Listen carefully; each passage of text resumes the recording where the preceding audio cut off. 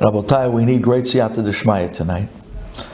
We have a class that I'm hoping Borei Olam will give the words and the heart to be able to bring about a tremendous concept, a yesod that's mamash we live life by. This class tonight is Le'ilui Nishmat Yisrael ben Rachel, Ruach Hashem Tenichena B'Gan Eden. Amen. This class is also co-sponsored by StoriesToInspire.org. Amazing website by a very good friend, Rabbi Daniel Aglar. Hashem Shablesim Arichut Yamim Shanim. He compiled over the years thousands of stories, and he sends them out daily to inspire Klal Yisrael. I know hundreds of the stories there that are mine, and Hashem Shablesim to continue to take all the inspiration from everyone in Klal Yisrael and pass it around, to give it to us in the way we need it at the time we need it. Hashem should give them siyata d'shmaya. They have today a website, they have an app, they have a WhatsApp group, they have mamash, unbelievable stuff. It's all free. So we should be zochet to give him a lot of zechuyot by growing together with the wonderful stories of Klal Yisrael. Again, that's StoriesToInspire.org, co-sponsoring tonight's class. So Rabotai, think about this for a minute. What does it mean to be banim atem lashem Elokechem? What does this mean? Do we have a grasp? Do we have an understanding of what it means to be the ben of the Melech? We have no clue. If we would have a clue, our whole gisha in life would be completely different. Our whole mindset, the way we would carry ourselves outside in the street and even behind closed doors, would be a completely and absolutely different person.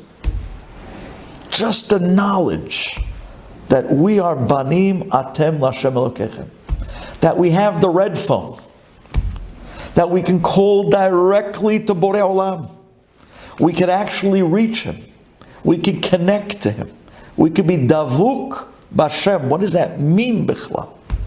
Anachnu basar v'adam, and we can be davuk b'Hashem.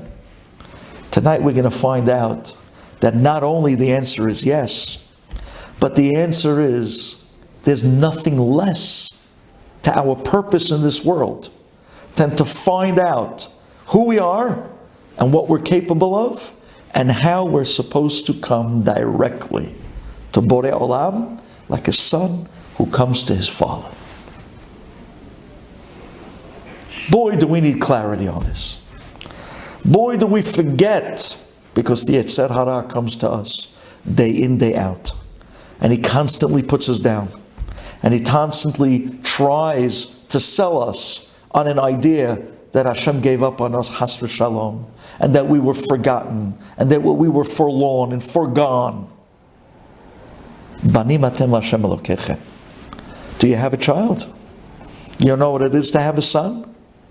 How many times your son messed up? Was there ever a moment that changed your love towards him? Lahefech. To a father, that made the father jump in even more, to want to turn him around and straighten him out and help him, that he doesn't fall further. It's just the opposite. That actually brought even more involvement, more love, and maybe even created a stronger relationship, not less.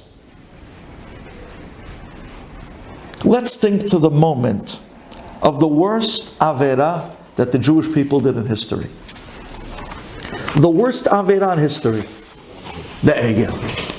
It was the only avera that Borei Olam actually told Moshe Rabbeinu, let me go. V'achale otam karaga. I'm going to finish them off in a moment. I mean, there was never a moment that bad as the moment of Chet HaEgel. Says the Gemara in the 5th perek in Masechet Berachot, Moshe Rabbeinu held on kivyachol to the glima of Kudsha B'richu, and he said, Borei Olam, I'm not letting go. I'm not going to let you do it. Hashem says, leave me go. and then I'm going to go in and wipe them out. Klaya has v'shalom. Moshe understood from the words, leave me go, so I can go and do. Says Moshe, if that's the case, I'll never let you go. I'm going to hold on, and I'm not kivyachol going to let you has v'shalom do this. And it was at that moment that Moshe Rabbeinu begins to daven. 40 days from Rosh Chodesh Elul until Yom Kippurim. And finally, after praying for 40 days, Yomam Valayla, Hashem tells Moshe Rabbeinu, Salachti kidvarecha. I forgive them. I forgive them. Unbelievable. But Rabotai, listen to this. It was right after that we got the forgiveness on Yom Kippurim that Hashem tells Moshe Rabbeinu, Hine anochi sholeach lefanecha malach. Says Moshe Rabbeinu, malach? Oh no.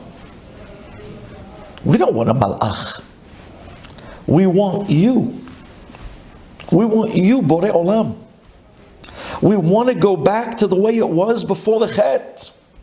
Says Borei Olam, I'm sorry. It's not the same. Mashal lemah davar domeh. They say this mashal.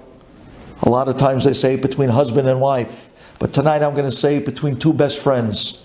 Two guys that grew up together from young, throughout life. They were like brothers in every aspect. Always together, day and night. Partners in business. Best friends. And then they got into this horrible, terrible fight. And after that terrible fight, they weren't talking for months. Finally, 6 months later, one guy decides, I can't deal with this anymore. I lost my best friend. I'm going to break the ice. He goes over to the other guy and he says, enough. I was wrong. Be mochel me. Be mochel me. I was wrong. And his friend tells him, okay.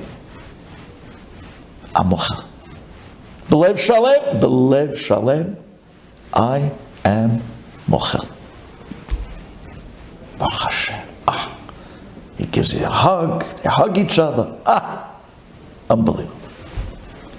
A week later, now that they made up, he comes up with this idea. You know what? It's time to work on the relationship, put it back together. The friendship that we once had. He calls up his buddy. He says, hey, I'm going on a trip. Come with me. Like the old days. We used to go away together. Come on. Let's go together. Let's go together. Let's go away. He says, nah. Call somebody else. I said, what do you mean call somebody else? We're best friends. We used to go away all the time. I never went away without you. You never went away without me. We were mamash like, come on, you told me you're mochel. Let's go back to the way we were. He says, listen, I was mochel. I don't hold anything against you. But it's not the same. It's not the same.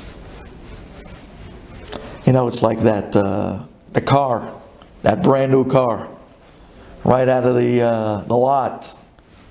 It's magnificent, it's polished, with the brand new car smell, until that first accident. And then, after the accident, it goes to the body shop. They put it back together, they tell you it's like new. Yeah, but it's not. But it's not. I can tell, even on that amazing paint job that they put on, but it's off by an iota. I can see the patch. I can see the patch where the accident took place. With a good eye, I can tell that it's not exactly the way it originally was. Says Borei Olam to Moshe Rabbeinu, I forgave. Salachti kidvarecha. But it's not the same. Hine anochi sholech lefanecha malach. I'm sending you an angel that's going to now lead Klal Yisrael in the desert. It's no longer going to be me. Says Moshe Rabbeinu, no way. No way. We don't want a malach. We want you, Borei Olam. We will not accept anyone less than you. We want the love back. We want the love back. He says, Borei Olam, really? You only want me? You want the love back the way it once was? He says, Moshe Rabbeinu only. He says, Borei Olam, if that's the case, build me a Mishkan. V'shachanti b'tocham. And like this, I'll be able to rest inside Klal Yisrael, in the Jews, in the Jewish heart, once again, and bring back the love the way it once was originally before Chet HaEgel. It's amazing. Do you know that the Malach that Hashem wanted to send us, says the Midrash in Bereshit Rabbah, the Malach that He wanted to send to start leading the Jewish people, the archangel of Klal Yisrael, was none other than the Malach of Michael. Michael, Sar Yisrael. He's the archangel of Klal Yisrael. And just like all the other nations, the Goyim, they have their archangels. Each one goes through the angel, and the angel brings up their Bakashot Shamayim. At that point, Borei Olam said, now Klal Yisrael, you're not going to have a direct link to me. You're also going to have to go through a malach, like everybody else. Hinei anochi sholeach lefanecha malach. Everyone else has an archangel, all the other nations. You too, Klal Yisrael. Says Moshe Rabbeinu, no. Banim atem lashem Elokechem. There isn't a son that ever has to go through a middleman to talk to his father. And if a son has to go through somebody else in order to speak to his own father, there's something wrong with the relationship. That's not the way a father and son relationship was meant to be. A son is supposed to be able to scream, Abba! Help! And his father's the first one to show up. When a father hears his son is in trouble, he doesn't need a phone call. He comes running on his own, let alone to go through someone to reach out to speak to one's father. And therefore, says Moshe Rabbeinu, no, here, this doesn't work. This is Klal Yisrael. This is your Ben Yahid. This is Banim Atem Lashem Elokechem.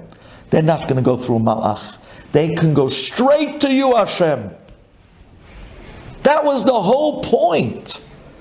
The whole point to forgive on the Egel was forgiving on the mistake that we thought we needed a middleman. The whole sin of the Egel. The Egel did not start out as Avodah Zarah. The Egel started out as the simple mistake of the people that Yetzer Hara, the Samach Mem, showed because they miscalculated the hours and the time. He showed Moshe Rabbeinu in a hologram, floating in the air on a deathbed, Ki'ilu, to trick the people into thinking that Moshe Rabbeinu died, that you no longer have your Moshe Rabbeinu. They said, oh no, who's going to go to Hashem for us? Who's going to talk on our behalf? We have to have a new middleman. We need a new middleman. They went and they put together the Egel thinking that this was going to be the new Moshe Rabbeinu. The Egel was never supposed to be a replacement, chas v'shalom, for Borei Olam. It was supposed to be a replacement for Moshe. And like Rav Schwab said, on that famous Shabbat de Rasha in Berlin, in Germany, Klal Yisrael darf nicht kein Mittler. And there was a German spy in the back of the shul. And he heard the words, Klal Yisrael darf nicht kein Hitler. Yemach Shema. Yeah, it's a true story. Rabbi Schwab, Zechet Tzadik L'Bracha, the famous Rosh Yeshiva of Breuers, the famous Rosh Yeshiva. He gave that Shabbat Dirasha in Berlin, in Germany. He was a rabbi in Germany before he came to the United States. And he was talking about the Egel. Klal Yisrael, Dafnish Ken Mittler. The Jewish people don't need a middleman. That was their mistake with the Egel. And some German spy in the back of the shul, who showed up in the shul to hear what the Jews are up to, what the rabbis are saying about the Third Reich, right before they came to power. You know what he heard? The Klal Yisrael Dafnish Ken Hitler. And he got so infuriated that he walked out and he went straight to the Gestapo. And he told the Gestapo that this rabbi just got up in synagogue and he announced that the Jewish people doesn't need a Hitler. Yamach Shemo. When really he said a mittler, which means a middleman. The Egel. Word got back to Rav Schwab that the Gestapo's coming for him. And as the great tzaddik that he was, do you know from that point on, every single night, he went to sleep in his complete clothing of a rabbinical garb. No pajamas, his white shirt, his tie, his black pants, his long black Rabbanish coat with the 2 buttons in the back. He went to sleep in those clothing. Why? Because the Gestapo was already infamous that they would come in the middle of the night and pull people out of bed. And they would literally bring him to the middle of the town square and hang him in the middle of the night. And in the morning, people would wake up and see who was the last victim. Rav Schwab did not want someone who had the stature of a rabbi to be hanging in the middle of the town square in his pajamas. He felt there would be a bizayon for Kavod HaTorah. So every night he was waiting for them to come. He dressed and slept in his rabbi clothes, so at least they'll see the tzura of a Talmud Chacham, the tzura of a Rav, and not a bizayon to Torah. Do you hear this? And sure enough, lucky for us, he was wrong. And 2 days later, they knocked on his door, and they called him down for questioning. And they brought him down to the Gestapo office, and they said, Rabbi, this past Shabbat in Shul, you gave it Dirasha, and you said that the Jewish people, darf nicht kein Hitler. The rabbi said, I'm sorry, but whoever was there listening in made a terrible mistake. I did not say that. I said the Jewish people, darf nicht kein Mittler, middleman. I was talking about the golden calf. I was talking about the Egel. I was telling them that the Jewish people are the sons of God, that they can go straight to Hashem. They don't need middlemen. They don't need to go through someone to talk to their Father in heaven. When they heard that, and the way he said it with such conviction, they believed him. It was too close of a... they believed him. They didn't believe that on the spot he'd be able to say so sharp what really took place. And if that was the case, they actually believed him. And they let him go with a big warning. A big warning that they're watching every move, every breath, every speech, every drasha. They're listening, they're watching every move he's making. It's amazing. But that was the drasha. Not just the Rav Schwab. That was the dirasha Moshe Rabbeinu. The Jewish people, darf nicht kein Mittler. We don't need middlemen. We don't have malach. That's for the goyim. You remember that beautiful shmuz we said once upon a time. We learned together right by Shvi'i Shel Pesach, the whole court case that the archangel of Egypt had with Borei Olam in Pamalya Shel Ma'ala right before he went to drown the Egyptians, Kriyat Yam Suf. This angel by the name of Uzzah, the archangel of Mitzrayim, came in front of Hashem and said, Hashem, You're going to drown my people? Why? Oh, it's because of the Avdut. Oh, it's because they whipped your children, the Jewish people, in the tar pits in Egypt for 200 years. But wait 1 second. They were workers. And we paid them. Make a cheshbon, the amount of years, according to the hours worked. And look, when they left Egypt, they took Rechush Gadol. They took the Zahav. They took the Kesef. They took all the wealth of Egypt. So they were paid. He forgot to mention that it was a Holocaust. It was Keilu that they just did a job, But they were paid. This is the Uzzah. And over there the Midrash goes to show how Hashem took this angel apart piece by piece, showing him how ridiculous his ta'ana was. Till finally Uzzah agreed. And he said, Hashem, you're right. I know you were right. I was just standing up for the people I represent. But I ask you now, get up from Kisei Din and sit on Kisei Rahamim and forgive the Egyptian people. And you believe this? The Midrash says Hashem was about to get up. Because one's plea for mercy, Hashem is so merciful, even the Egyptians, he was ready to get up and show them mercy after 210 years of a Holocaust. And just then Malach Michael, the Sar Yisrael, Malach Michael flies down to Egypt and pulls a brick with a little Jewish baby inside of it out from one of the walls and brings it up to Shamayim and says, Borei Olam, the she'abud that they put your children through was kashe kazeh. And he showed Borei Olam the brick with the baby inside. And when Borei Olam saw that, he sat back down on Kisei Hadin, and that was the moment that the waters came back down on Paro and all the Egyptians and wiped them all out for all eternity.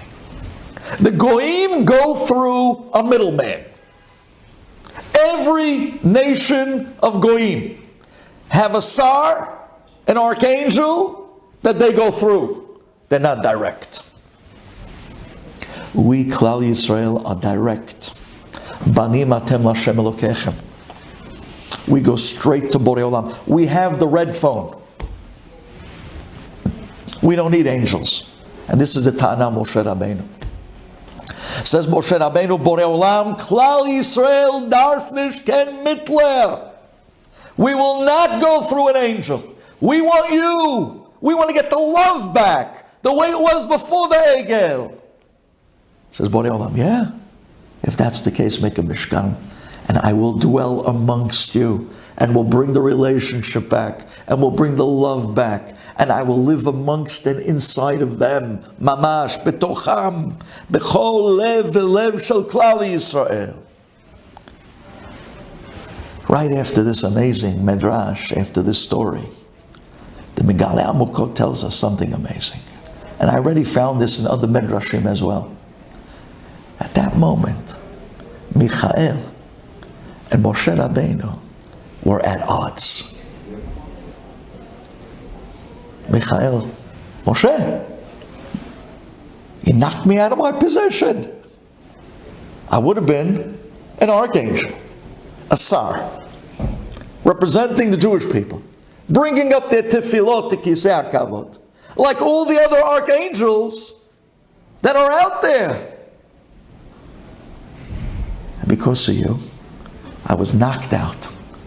And now Klal Yisrael is the one nation that doesn't need me, doesn't need an archangel, doesn't need to go through an angel, can go straight to Hashem. Michael says, you knocked me out of my position. They were at odds. And because of that, as long as Moshe Rabbeinu was around, after this, there's no other mention of Michael in the Torah, because he was knocked out by Moshe Rabbeinu. Do you know when the first time Michael is mentioned again? It's only later on by Yoshua. The night before Yoshua was going to go to war, the angel shows up. Atabati, now I came. Says the Radak. Says Rashi, you know which angel this was? This is Michael. What's this Atabati, now I came? So the famous Rashi over there is, because you stopped learning Torah, right? The famous Gemara. Because there was a rifyon, you stopped learning Torah, now I came to be mazhir. If you don't learn Torah, you're finished. That's why he came with a sword. But says the Megalei Amokot a different shot. He says, Ata bati. Now that Moshe Rabbeinu is no longer here, now I can show up.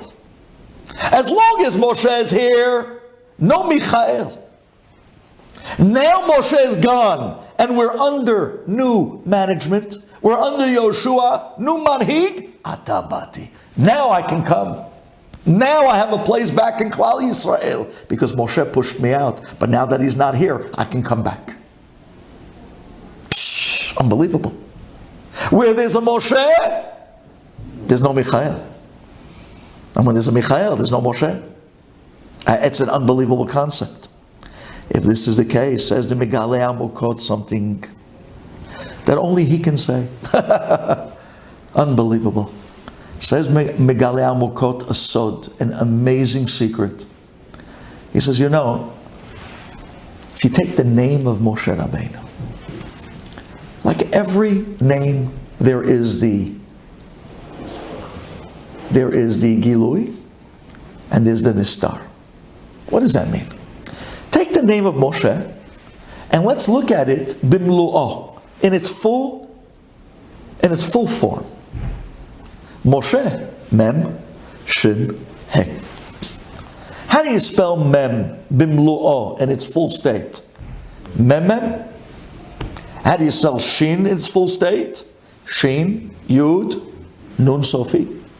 How do you spell He in its full state? Well, that depends on the shir. It could be Hey. It could be Hey Yud. It could be Hey Aleph. Tonight we're going with Hey Aleph, because that's what works for tonight. Hey Aleph. So let's take a look at this. Moshe. Mem. The Mem that's Galui, the first Mem we see, but the second Mem is hidden. So the second Mem, hidden, that's 40. Shin, the Shin is Galui. The Yud and the Nun Sofit is hidden. Yud and Nun is 60. 40 and 60, 100. Hey, the Hey is open, but the Aleph is hidden. The Aleph is 1. That's 101. The hidden of Moshe is 101. Gematria, Michael. So when you see Moshe, Michael, hidden. And when you see Michael, Moshe, hidden. Galei Amokot. Says the Megalei Amokot, I'm going to tell you now, new pshat. Take a look at the end of Parashat Tetzaveh. How many psukim does the Parasha of Tetzaveh have? 101. Gematria Siman Michael. So if Tetzaveh is Siman Michael, so where you have Michael, Moshe is hidden. And that's why Moshe's name is not mentioned in Parashat Tetzaveh. Unbelievable. This is a beautiful pshat. Megalei Amokot. But Rabotai, I want to tell you a tremendous lekach, a meser, an unbelievable concept that comes out from this piece. Something that you can't lose, you can't miss, because this defines Banim Atem L'Hashem Elokechem. And this is going to hit on the point of the bitachon aspect that we want to hit on tonight. And that is Moshe, Michael. Where you have Moshe, there's no Michael. What does that mean? Let me tell you what that means. Michael stood for the point that to go to Hashem, you have to go through a middleman. Michael wanted to be the Sar Yisrael, like all the other Sarim of angels that were the middleman for their nations, the nations they represented. Says Moshe Rabbeinu, that's good for the Goyim, but we are Banim, and a son goes straight to his father. And therefore Michael, You could be Sari Israel, but you're not like the other nations, Sarim. You stand on the side, disappear, because Klal Yisrael goes direct, straight to Borei Olam. That was the whole beauty of Moshe Rabbeinu. Michael stands for going through a middleman to Hashem. Moshe stands for going direct to Hashem like a son. And that's the gadlut of Moshe Rabbeinu. Anav mikol Adam. He was a leader that would not steal the thunder of the kavod that went to Borei Olam. Moshe Rabbeinu was so anav that he made it clear to everyone that although it looked like he was doing the makot, he was splitting the sea. No. You want to know the gadlut of Moshe? Vaya'aminu b'Hashem u'b'Moshe avdo. Moshe made it as clear as day. I am not a middleman. I am the nothing. Everything is Borei Olam. I'm avdo. I have no power. He's everything. I'm nothing. I'm serving him the way you serve him. The way you go directly to him, I go directly to him, and there's no one in between us when it comes to Borei Olam. The gadlut of Moshe's anivut was that you don't need a middleman. Even the manhig of Klal Yisrael is not the middleman between a Jew and Kudsha B'Richu. You have the ability to go directly to Hashem. And therefore, everything that Moshe Rabbeinu did was with a demonstration of anivut in order never to get in the way for the kavod that belonged directly to Hashem. There was no in-betweens. This is the gadlut of Moshe Rabbeinu. And this is why Lo Kam B'Yisrael Od K'Moshe. There was never a manhig, never a leader that took no credit, that stole no thunder, that wouldn't take an iota of kavod because kivodo maleh olam. The kavod belongs to him, not to me. I'm not doing anything. I'm standing here just to represent Kudsha B'Richu, but I have no power. I am no different than the mateh. I'm no different than the mateh. You think the mateh was a magic wand? You think the mateh had power? The mateh had no power. Says Moshe Rabbeinu, I have no power. The mateh has no power. The only power that there is Borei Olam. We're here in order to make things look natural and normal. We are here to create a camouflage so that it doesn't look like everything that's happening is unbelievable nisim. Hashem doesn't like bringing nisim in the world. He wants to make it look like somewhat nature. Although the Makot of Mitzrayim were outright miracles, and although Kriyat Yam Suf was outright miracles, but still it was with a nisayon. Still it was with a test. Maybe Moshe's doing it. Maybe the Mateh is doing it. And because of that, even when it was done, it was Hashem doing it with a camouflage. To give me and you an opportunity to be tested, who you believe? You believe it's Moshe doing? You believe it's the Mateh doing? Or is this all Borei Olam? Says Moshe Rabbeinu, you don't need any middlemen. Go straight to Borei Olam. He does everything. He's the Kol Yachol. And this was the amazing difference between Michael and Moshe Rabbeinu. Moshe stood for this fact that Klal Yisrael does not need anything in between. Banim atem l'Hashem Elokechem.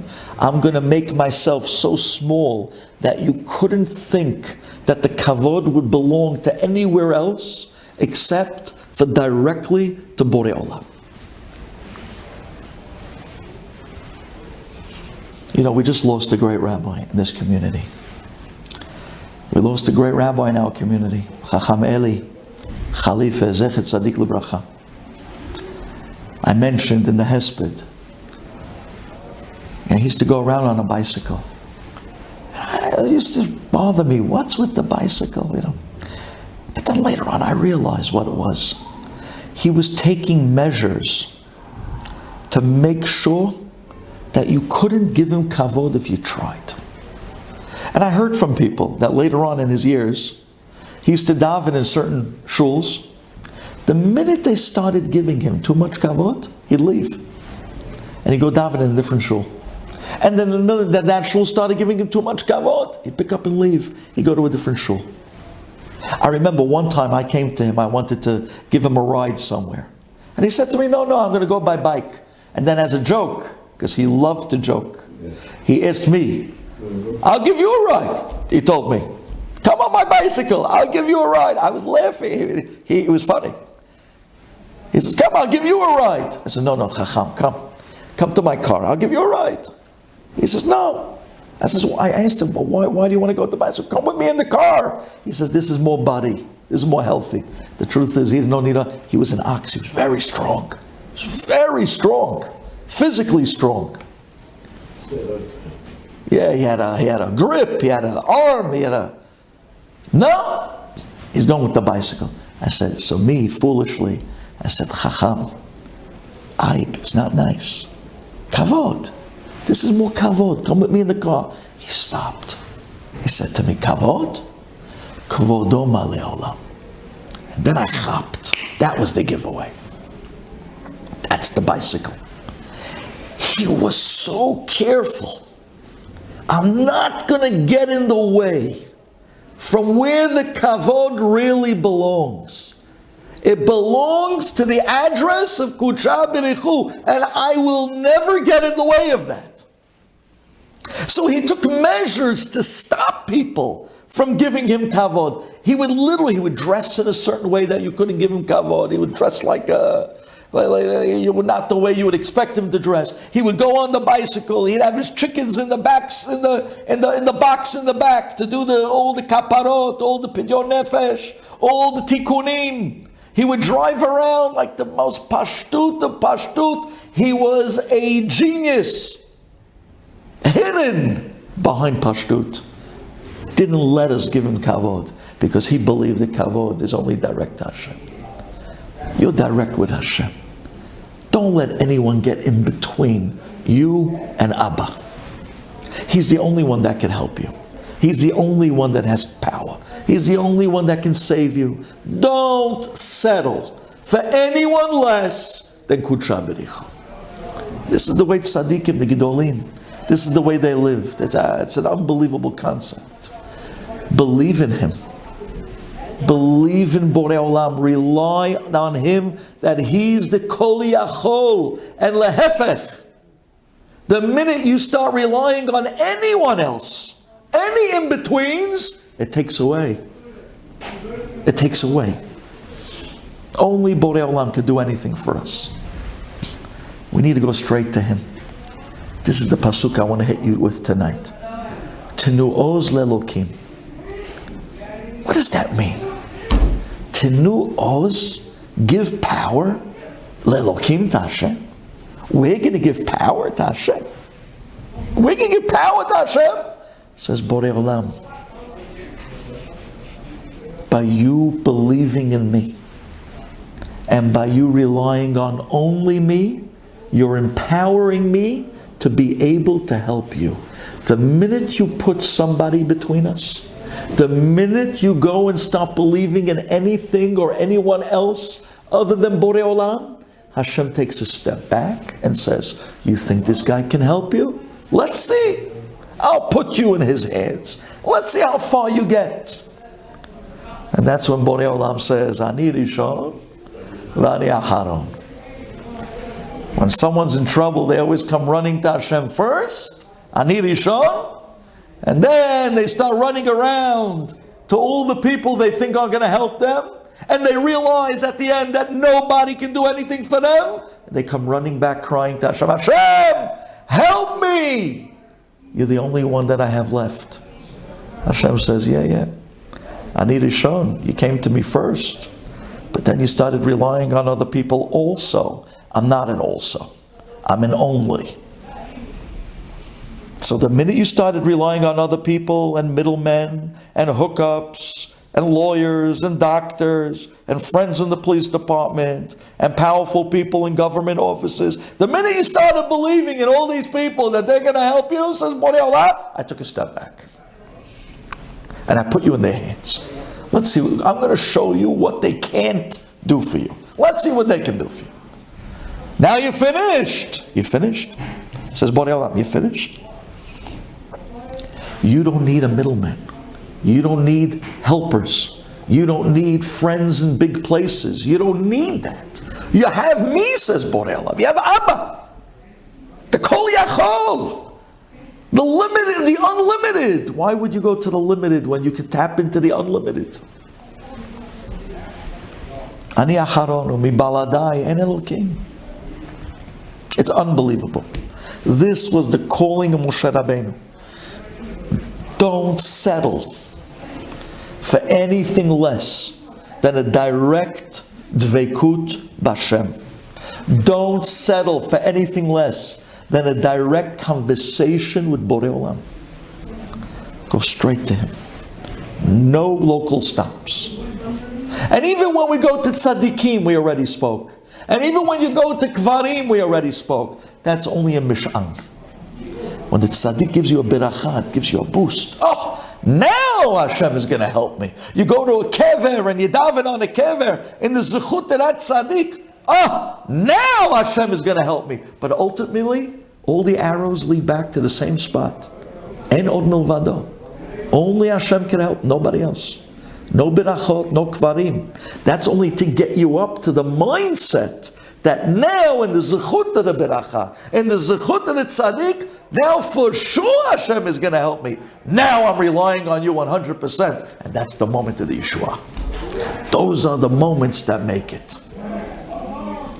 I'm telling you, I learned the lesson. I learned the lesson this past week. Wow, what a lesson. And I'm going to end with this, but I want you to hear this. Open your hearts. This is a Maisa. You know, we made a deal with the guys, the high school guys of our Torah Center.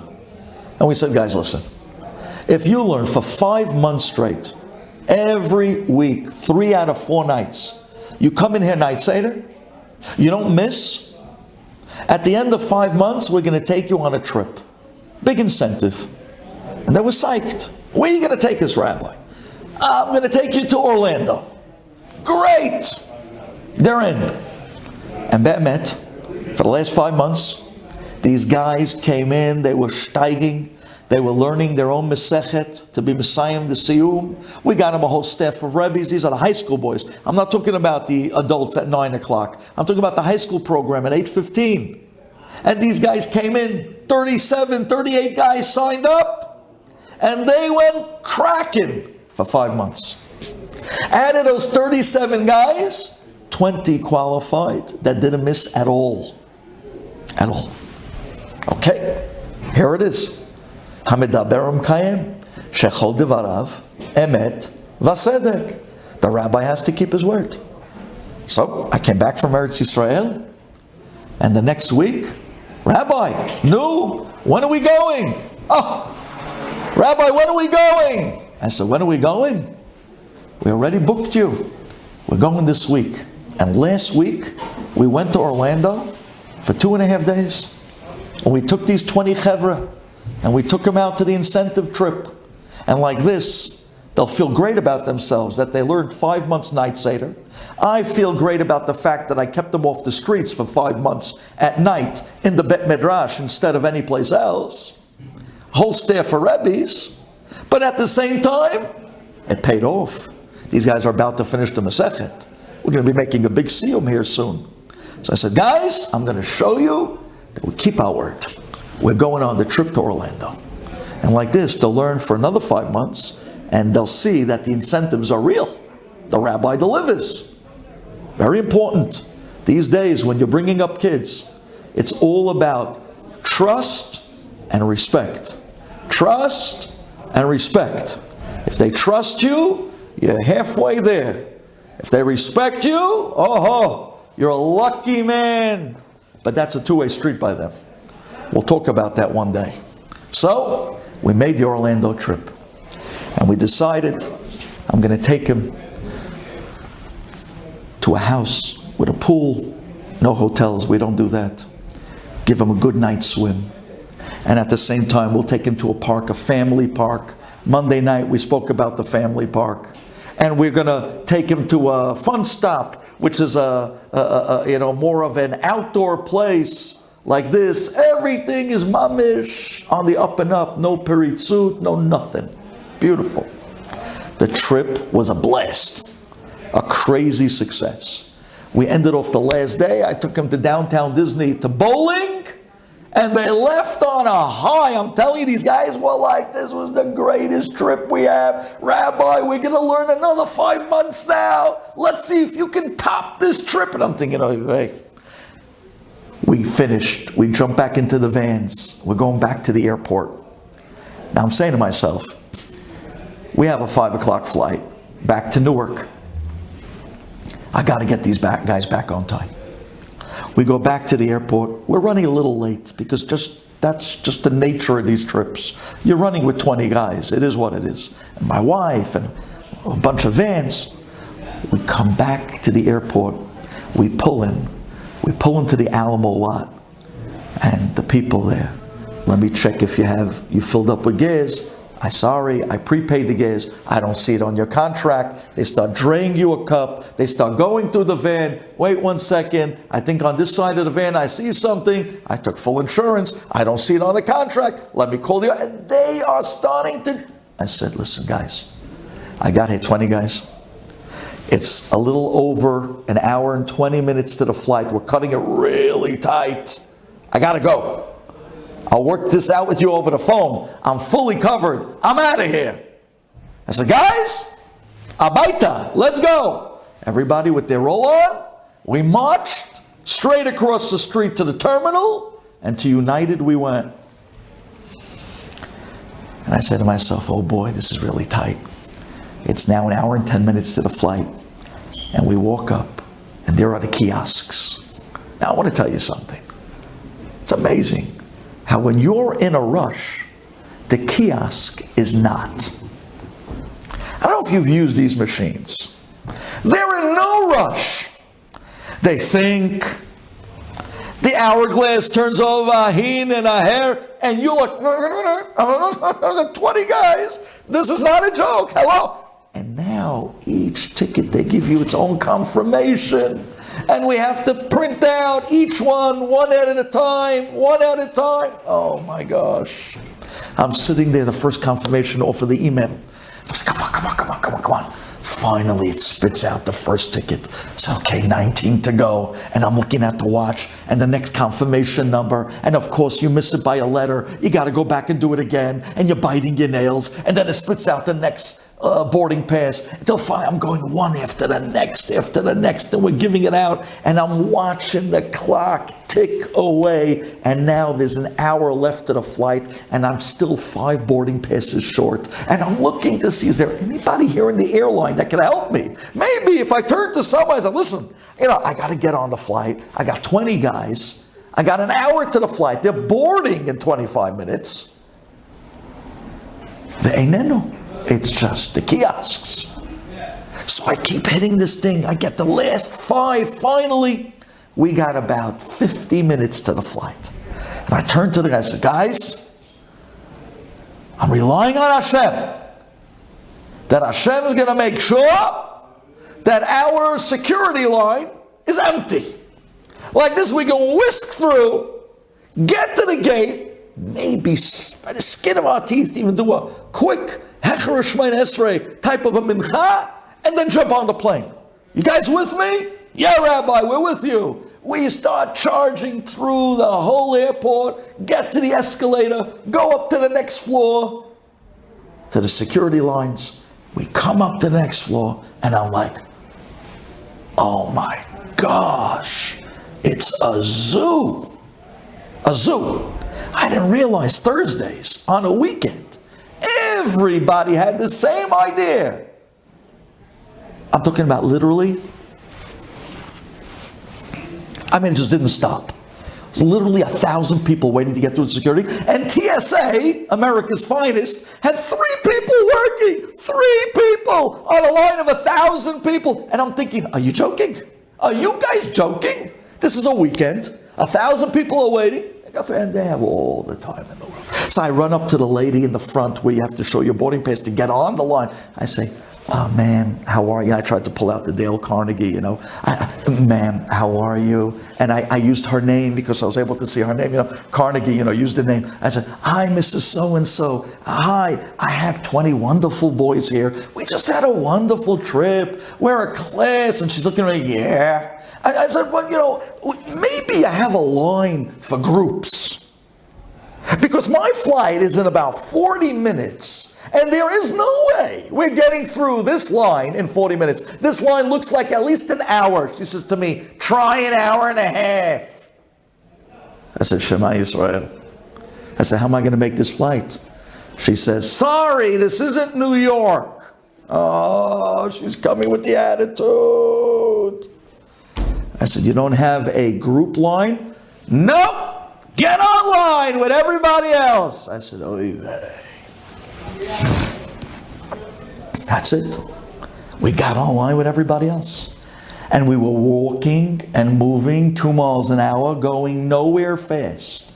And the clock, I'm telling you, when you're in those positions and you start thinking about the parents of all these 20 kids that are going to be calling you very soon to find out how in the world did you miss the flight bringing my kids back home for Shabbat. And one smart kid says to me, Rabbi, it looks like we're spending Shabbat in Orlando. We're going to have a big kiddush with Mickey, I said, that's not funny. We have to make this flight.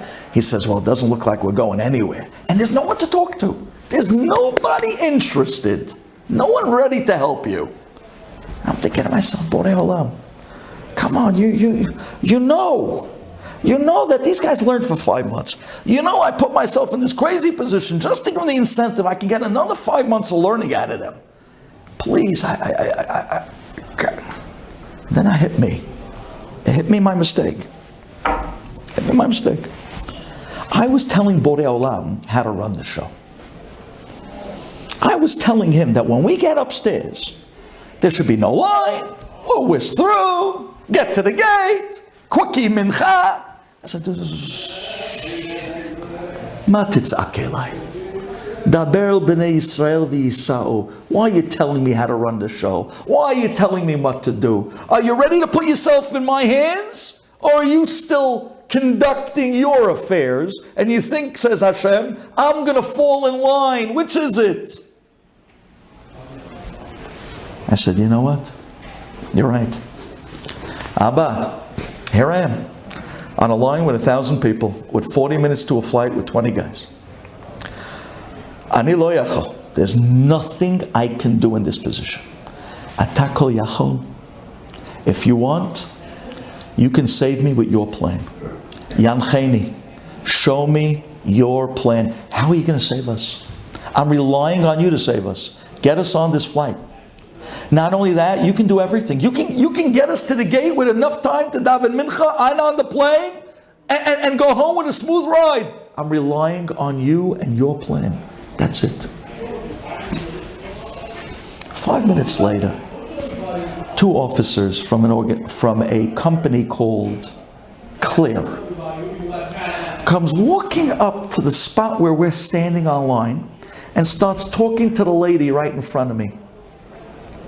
And they say to her, ma'am, if you sign up with Clear for $179, we can clear you right through security. You don't have to stand on this line for another hour and a half. She says, $179, that's a lot. He says, well, if you travel, it's really nothing because we're saving you all this time. And at the same time, if you have American Express Platinum, it covers it. And I'm laughing to my wife because me and my wife signed up for Clear a year ago because American Express covered it. We had the Platinum, it covered it. And I'm thinking to myself, man, I could be on Clear now, an easy street. I'm stuck here with the 20 guys. What am I going to do? Finally, she tells him, no, thank you. So I turn to the guy and say, you want to hear something funny? You want to hear something funny? I have Clear. And so does my wife. And we're stuck here on this line for an hour and a half. He looks at me like, why are you standing? This is what he said. He said, why are you standing in the middle of this jungle? Why don't you just come over? I said, my friend, I'm here with 20 guys. He says, yeah, okay. I said, what do you mean, okay? They don't have clear. I have clear. He says, okay, but how old are they? I said, they're 16 and 17, 11th, 12th graders. He said, so they're under 18? I said, yeah, they're under 18. He said, so are they your kids? I said, well, it depends how you look at it. You know, in Judaism, your student is your kid. So they're my students, my kids. He says, okay, I like that. He goes, click, click, pulls off the thing.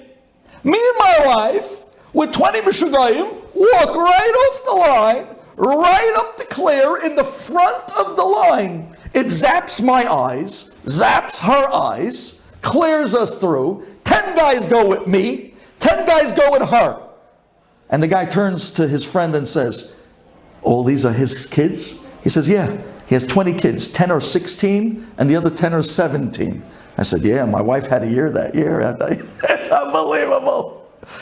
He took all the boarding passes, walked right up to TSA, flashed it. The guy didn't even look at it. We walked straight through. We got onto the turnbuckle. Everyone put their suitcases on the thing, took off their sneakers, walked through. 6 minutes later, we're by the gate. We had enough time for mincha and arbit.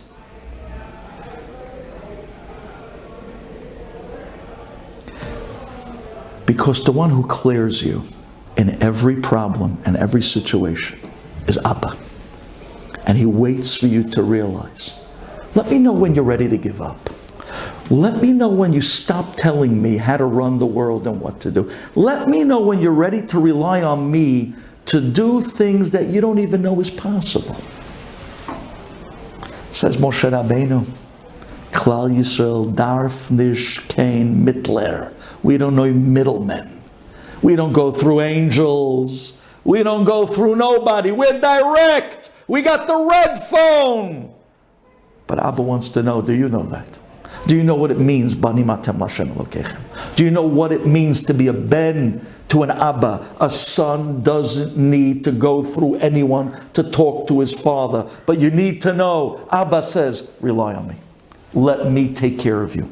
Don't tell me how to do it. Don't tell me when to do it. Don't tell me how to do it. Just tell me that you are relying on me. And Borei Olam, says the Bet HaLevi, made a nature of reality. Listen to this. The way the sun comes out, the way the moon comes out at night, he put a law of nature in this world of creation that when you rely on Hashem, he automatically helps you. That's it. It's an automatic. It has nothing to do with worthy. It has nothing to do with merits. It has nothing to do with good or bad. It has nothing to do with mitzvot averot. It's an automatic law of nature. You boteach and rely on Abba. He saves you and helps you and envelopes you with chesed just because he's Abba and you're his son. Thank you for listening.